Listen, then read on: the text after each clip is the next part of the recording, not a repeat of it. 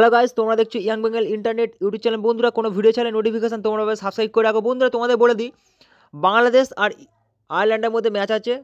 এটা হচ্ছে ODI match. বন্ধুরা, আগের ওডিআই ম্যাচে কিন্তু বাংলাদেশের টিম জিতেছিল।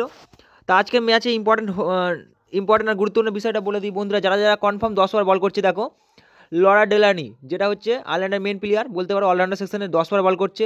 ওল্লা পেন্টাগেস, এ হচ্ছে 10 ওভার বল করবে।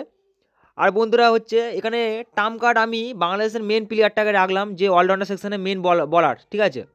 লেগ স্পিন গুগলি বল করবে হচ্ছে সন্না আক্তার। সন্না আক্তারকে আমি ক্যাপ্টেন করেছি, দেখতেই পাচ্ছি অলরাউন্ডার সেকশনে সন্না আক্তার। খুব কম মানুষ আছে যারা ক্যাপ্টেন করেছে, ঠিক আছে। সন্না আক্তার কিন্তু লেগ স্পিন বল করবে আর 10 ওভার বল করছে, এটা কনফার্ম, ঠিক আছে। সো বন্ধুরা, তোমরা বুঝতে পারছো ব্যাটিং সেকশনে আমি কাকে রাখলাম। ব্যাটিং সেকশনে দেখো রেখেছি শারমিন আক্তারকে। শারমিন আক্তার কিন্তু ফর্মে আছে, ভালো খেলছে, বুঝতেই পারছো। আর যে মেন ক্যাপ্টেন আছে তাকেও রাখলাম টিমে, নিগার সুলতানাকে রাখলাম টিমে। উইকেট কিপার সেকশন থেকে পয়েন্ট দেবে আর ব্যাটিংয়ে কিন্তু ভালো খেলবে, ঠিক আছে। আর এই হান্টারকে রাখলাম কারণ আগের ম্যাচে ভালো খেলেছে, এই ম্যাচে ভালো খেলতে পারে, সেই দিক থেকে আমি কিন্তু টিমটাকে রাখলাম। বেসিক টিম এটা, বুঝতেই পারছো। এটা কিন্তু আমার মেন টিমটা পরে চেঞ্জ হবে। আর মেন যে বাংলাদেশের মেন যে ফাস্ট বলার, তাকে আমি সম্পূর্ণ টিম থেকে ড্রপ আউট করলাম। মারফা আক্তারকে কিন্তু সম্পূর্ণ টিমে আমি রাখিনি, বাদ দিলাম। বন্ধুরা, বুঝতে পারছো এখানে যে মেন বলার আছে, দেখো বুঝতে পারছো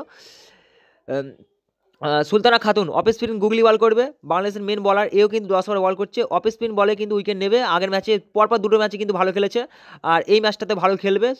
সুলতানা খাতুন কিন্তু উইকেট নেবে। আর হচ্ছে নাইদি আক্তার কিন্তু বন্ধুরা টার্ম কার্ড বলতে পারো, কারণ অফ স্পিন এও গুগলি বল করবে। বন্ধুরা, বুঝতে পারছো মানে এই যে বলারটা নাইদা আক্তার, এ কিন্তু অফ স্পিন বলে কিন্তু প্রত্যেক ম্যাচে কিন্তু ভালো খেলছে আর উইকেটও নিচ্ছে। বোলিং সেকশনে কিন্তু 10 ওভার বল করা মানে কনফার্ম ব্যাপার আছে, উইকেট নেবে।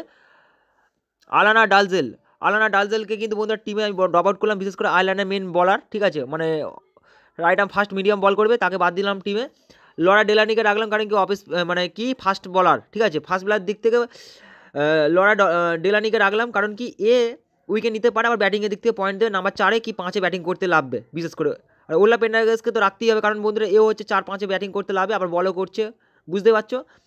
এই দুটো বলারকে তো আমি রাখলাম, নল তো গেলে জিততে পারবে না বন্ধুরা, বুঝতে পারছো। আমি ম্যাগিরেকে বন্ধুরা টিমে রাখলাম কারণ অফ স্পিন গুগলি বল করে মেন বলার। আয়ারল্যান্ডের মেন যে বলারটা আছে স্পিন বল করবে আজমি মাগিরে। এই কিন্তু টার্ম কার্ড বলতে পারো অন্য দিক থেকে, যদি হচ্ছে আয়ারল্যান্ড জেতে। এবার আমি রাখলাম বন্ধুরা ফের এ মেন বলার বলতে পারো সার্জেন্ট কিন্তু অফ স্পিন গুগলি বল করবে। এও কিন্তু উইকেট নেওয়ার একটা ক্ষমতা আছে, ক্যাপাবিলিটি আছে, কারণ এই বলারটা হচ্ছে প্রত্যেক ম্যাচে কিন্তু পয়েন্ট দিচ্ছে। আর 10 ওভার বল করা মানে একটা কনফার্ম ব্যাপার আছে, উইকেট নিতে পারে। তাই আমি এটা গ্যানলিক টিম বানালাম।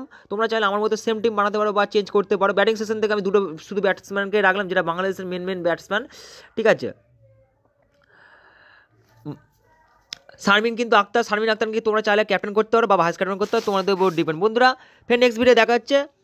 কোনো প্রশ্ন তাহলে কমেন্ট বক্সে কমেন্ট করে জানাবে, আর আমাদের চ্যানেলটিকে সাবস্ক্রাইব করে রাখবে। কোনো ভিডিও চাইলে নোটিফিকেশন তোমরা পাবে। Thanks for watching this video.